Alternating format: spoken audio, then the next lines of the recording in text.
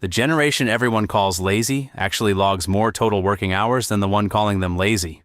The math on that is wild, and we'll get there. But first, a story about a guy named Marcus who clocked out at 5:01 p.m. Marcus left the office at 5:01 on a Tuesday. At 5:04, his manager sent an email asking why he'd left early. He got written up the following morning for it. He quit that afternoon. 6 months later, he was freelancing, making more money, working fewer hours for any single client, and sleeping through the night for the first time in 2 years. This video is about why that story keeps happening, reliably, across industries, across countries. The pattern has a history going back further than you'd think, way further. So, let's trace it. There was a deal. Nobody wrote it down anywhere official, but everyone understood it. You show up, you work hard, you stay loyal, and the company takes care of you. Promotions, pensions, stability, maybe a gold watch at the end if you stuck it out long enough. For about 30 years, that deal more or less held. Imperfectly, unevenly, but enough that it became the default story people told about how work was supposed to go. Your parents believed it. Your grandparents built their lives around it. Entire suburbs exist because the deal functioned well enough to finance a mortgage on a single income. And then, gradually, one side stopped honoring it. Pensions disappeared. Layoffs came anyway, even for people who did everything right. Promotions slowed, then stalled, then got replaced by title changes that came with more responsibility and the same paycheck. The deal kept getting worse for the people doing the work, but the expectation stayed frozen in place. Show up, stay late, be grateful. Gen Z walked into the workforce and looked at that deal the way you'd look at a contract where someone had crossed out half the terms but still expected your signature. They refused to pretend the contract still made sense. Most of the conversation about Gen Z and work gets framed as a values conflict. Old generation versus young generation, hard workers versus soft ones. That framing misses the actual story, which is economic, structural, and documented. Gen Z didn't wake up one morning and decide loyalty was stupid. They learned it, and they learned it young, at their own kitchen table. A kitchen table, 2009, maybe 2010. There's a parent sitting there with a piece of paper. Something about a position being eliminated, restructuring, difficult decisions. The parent has been at this company for 15 years, maybe 22. They did the overtime, they skipped the vacations, they showed up sick because that's what you did. The paper doesn't care about any of that. Now think about the kid watching from the hallway. That kid is 9, maybe 12. They don't fully understand what severance means, but they understand the look on their parent's face. They understand that the thing their parent organized an entire adult life around just ended with a form letter. Between 2008 and 2010, roughly 8.7 million jobs vanished in the United States. 8.7 million people who followed every rule of a system that decided the rules no longer applied to them. I keep coming back to that number. Gen Z was between 5 and 13 years old during that period. They were the hallway kids. They watched it play out in real time, with their own families as the test subjects, and the takeaway was pretty clear. Loyalty runs one direction. A one-way transfer of risk from the institution to the individual, dressed up as a shared value. You don't have to teach that lesson twice. You barely have to teach it once. They watched it happen to the people they loved, and they drew the obvious conclusion. When their turn came to enter the workforce, they arrived skeptical. Skeptical in a specific way, though. Cynicism says nothing matters. Skepticism says show me. And then, before anyone had a chance to prove anything, the pandemic happened. In March 2020, companies that had spent decades insisting employees needed to be physically present sent everyone home overnight. They had no choice. And then something inconvenient happened. It worked. Productivity, in most knowledge work sectors, held steady or improved. Meetings that could have been emails turned out to actually be emails. Commutes that were supposedly essential turned out to be traffic. The dress codes, the open plan offices, the mandatory FaceTime with management, all of it turned out to be preference dressed up as necessity. For Gen Z workers just entering the job market, this was confirmation on an enormous scale. The rules about when and where and how work had to happen weren't laws of physics. They were habits. Habits can be questioned. But the pandemic also showed something darker. The jobs that kept society running during lockdown, grocery workers, delivery drivers, nurses, warehouse staff, paid the least and offered the least protection. The word essential got applied to work that had always been treated as disposable. If you were 22 years old watching that contradiction on the same phone where your employer was asking you to feel like family, you noticed. Remote work became non-negotiable for a lot of Gen Z because the pandemic proved the commute was never really about productivity. It was about control. Once you see that clearly, you can't unsee it. The office was the mechanism, oversight was the point. Someone mentions that Gen Z doesn't want to work hard, someone else brings up avocado toast, and then everyone argues about character instead of looking at a calculator. So, let's look at a calculator. In 1980, the median home price in the United States ran roughly 2.5 times the median annual salary. Today, that number is over 7 times. That's arithmetic, and it doesn't care about anyone's feelings. Between 1979 and 2020, productivity in the American economy grew by about 60%. Hourly compensation for the average worker grew by about 16% across the same stretch. That gap widened every single year for 4 decades. Student loan debt in the U.S. crossed $1.7 trillion. The average Gen Z borrower graduates owing around $30,000 before they've earned their first real paycheck. A boomer in 1970 could work a summer job and cover a significant portion of annual tuition. That sentence sounds made up. It isn't. Act your wage is a phrase Gen Z coined to describe a simple idea. If you're paid for 40 hours, you work 40 hours. If the company wants 60 hours of effort, they can pay for 60 hours. That's how contracts work. It's how every other transaction in a market economy works. You don't walk into a store, pay for 1 shirt, and expect them to hand you 3. The math changed, and the advice didn't. Want to level up your people skills? Join our YouTube membership for early access to scripts, input on future topics, and connection with a community that gets the social struggle. Click join below, and let's master human interaction together. Older generations kept saying pay your dues and work your way up, as though the ladder still had all its rungs. Gen Z looked and found each rung priced at $30,000, with interest. Lazy is doing a lot of heavy lifting, as a word. Speaking of words, doing heavy lifting. In mid-2022, a TikTok user named Zaid Khan posted a 17-second video describing the concept of doing your job and then going home, without letting work define your identity. 17 seconds. The internet immediately called this quiet quitting and treated it like the collapse of civilization. What quiet quitting actually described was workers doing their jobs. Exactly their jobs. The panic was revealing, though. The fact that doing only what you were hired and paid to do got treated as a crisis tells you everything about what had been normalized. Unpaid overtime had become a subsidy employers depended on. When workers stopped providing that subsidy, the workflow broke. And instead of asking why the workflow required free labor to function, the conversation became about work ethic. That pivot happened fast. Media coverage was telling too. The framing was almost always about what Gen Z was refusing to give, rarely about what employers were refusing to pay for. That lopsidedness was invisible to anyone who'd grown up inside the old deal, because inside the old deal, giving extra for free was just what you did. Questioning it felt ungrateful. From Gen Z's position, the question was obvious. Why work for free when there's no return? Nobody had a good answer. So they called it laziness and moved on, which tells you more about the people naming it than the people doing it.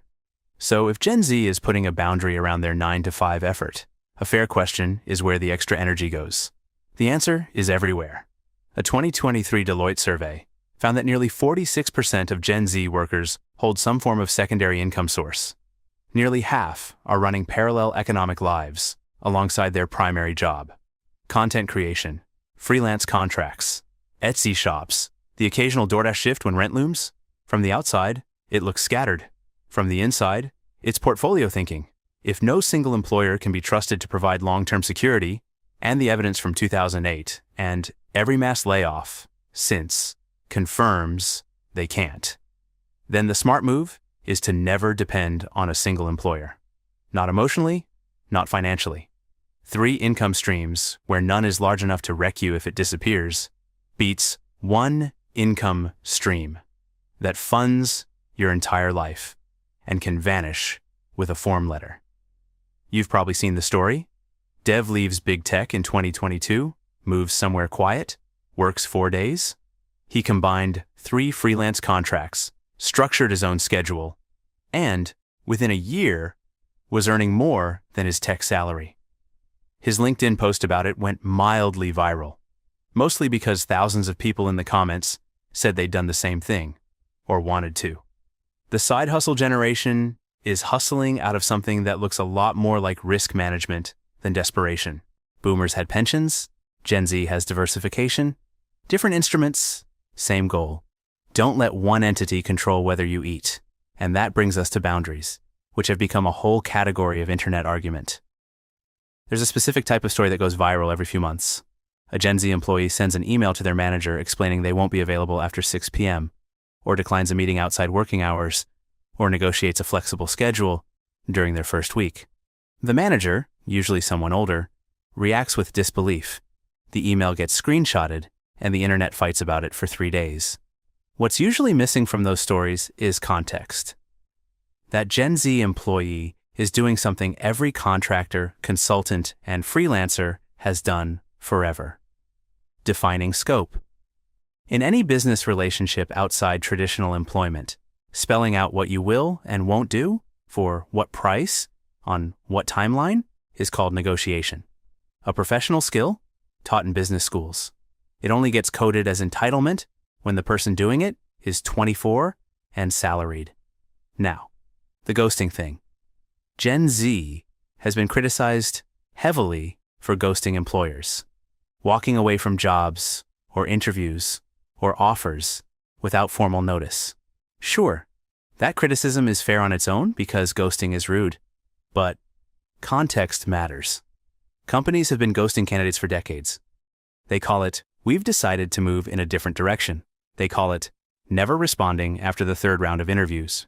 They call it, "eliminating the position after you've already accepted the offer." The behavior is identical, and the outrage is selective. Gen Z just stopped pretending it only counted as disrespectful in one direction. When your employer can restructure you out of a job with 2 weeks' notice after 10 years of service, the social contract around professional courtesy is already broken, Gen Z noticed. That's the whole story. Gen Z is the first generation to enter the workforce with the language to describe what previous generations endured silently. Anxiety, burnout, depression. These aren't new. Your boomer uncle had them. His father probably had them too. What changed is vocabulary and permission. Previous generations called it stress, or drinking too much, or just being tired.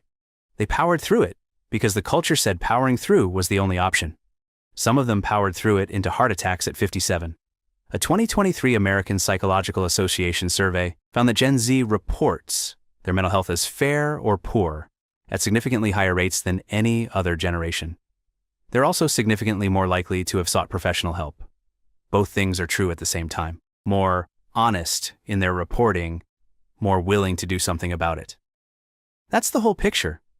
When Gen Z asks for therapy benefits, or mental health days, or workplaces that treat anxiety as something other than a character flaw, they're making the same request previous generations made about physical safety. There was a time when asking for protective equipment on a factory floor was considered soft. We moved past that. The logic is the same. The injury is just harder to photograph. Gen Z inherited the workplace mental health problem, and what they refused to do was keep pretending it didn't exist. That refusal made a lot of people uncomfortable, because acknowledging the problem meant acknowledging it had always been there, which meant acknowledging previous generations had suffered through it without anyone checking in on them. That's uncomfortable to reckon with. Gen Z, the generation accused of avoiding work, frequently logs more total working hours than boomers did at the same age. Across everything. The primary gig, the freelance clients, the content, the side projects, the late-night Etsy order fulfillment. When you add it all up, the number is often higher than a traditional 40-hour week, sometimes significantly higher. Bankrate's 2023 data showed roughly 39% of American adults had a side hustle. Among younger workers, the rate was higher, and the hours weren't trivial. We're talking 10, 15, sometimes 20 additional hours a week on top of the main job. So the portrait of Gen Z leaving the office at 5 and spending the evening doing nothing is, for a very large number of them, fiction. They leave the office at 5 and spend the evening working on something they own. That distinction matters more than it sounds like it should. The argument was never about working less. It was about working for yourself when you work extra. Overtime, for your employer, means the employer owns the output. That same energy toward your freelance client, your content, your own project, means you own the output. Gen Z looked at both options and made a choice any economist would recognize as rational. They redirected effort toward things where they capture the value.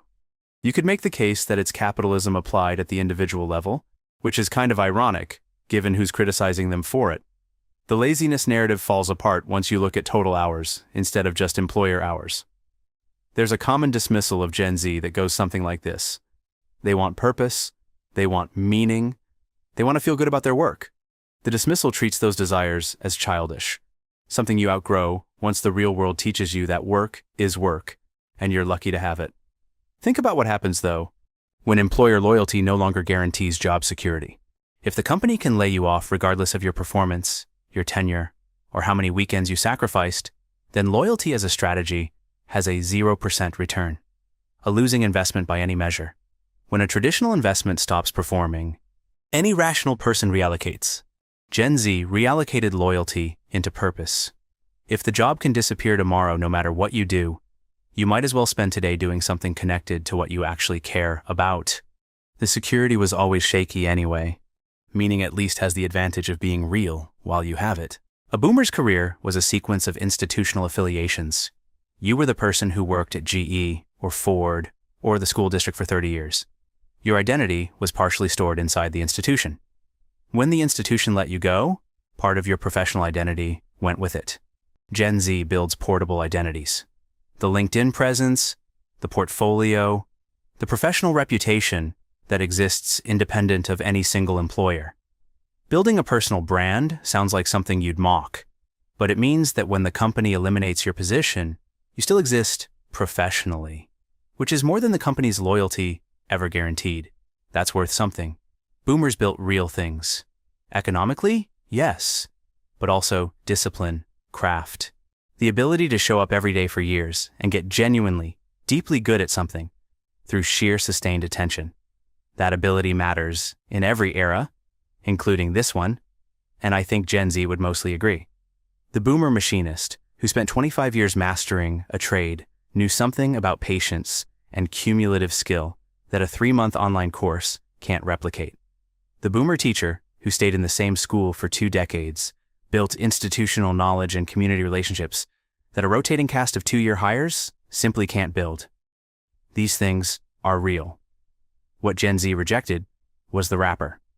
The ideology that said those qualities only counted if you deployed them in service of someone else's company, on someone else's schedule, for someone else's benefit.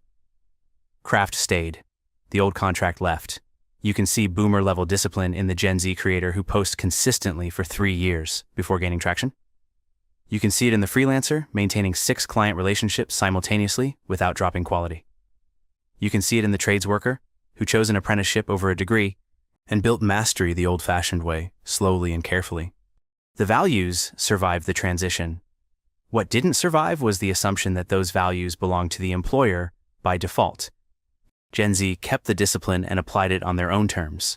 If Gen Z sets hard boundaries, refuses unpaid overtime, demands flexibility, and prioritizes their own projects over employer loyalty, then surely productivity has collapsed.